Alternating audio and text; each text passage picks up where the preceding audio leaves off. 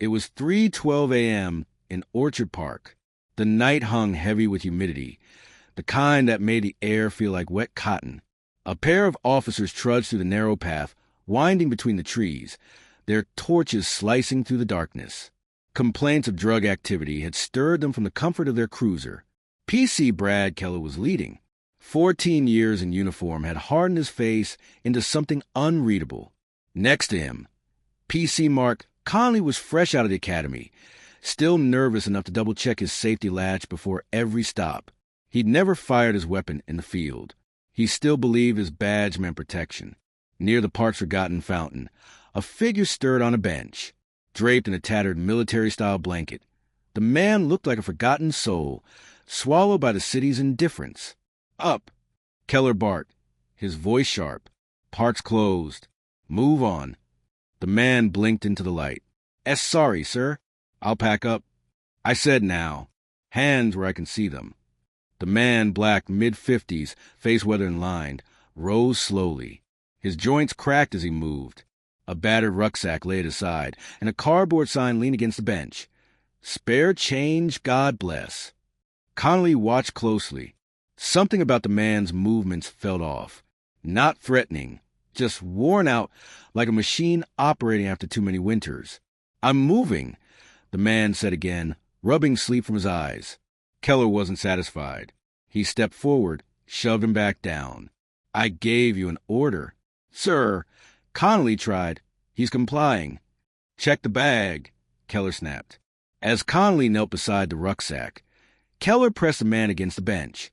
The man's voice dropped into a whisper. "Get the wounded to the dust-off, 2 mics out." Connolly paused. The words were strange, clearly not drunken rambling. They sounded like military jargon.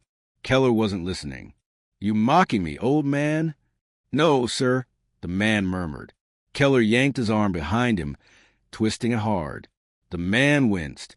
Keller pulled out his baton and drove it into his side. The man crumpled, groaning, trying to curl up. "Don't resist." Keller shouted, striking again. Connolly's mouth went dry. He looked at the man on the ground, frail, mumbling, not fighting back. The words came again. "Incoming, contact, right?" Connolly's torch dropped slightly. The man wasn't resisting. He was reliving something. "Keller, stop." Connolly barked.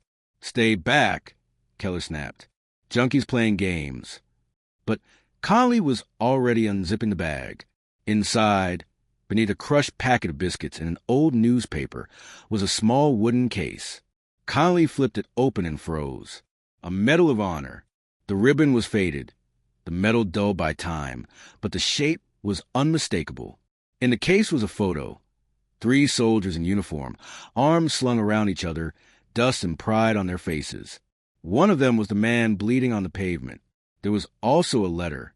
The name read, Sergeant Major Elijah J. Walker. Connolly's stomach turned. "Keller," he said quietly now. "Stop. Just stop." Keller looked down. Connolly held up the medal. Keller's face went pale. His grip loosened. The baton fell to ground with a dull thud.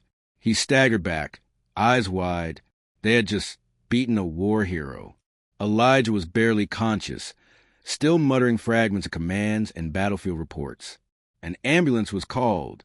At the hospital, Elijah was diagnosed with bruised ribs, a concussion, and dehydration. The attending physician said he kept asking whether the chopper made it out.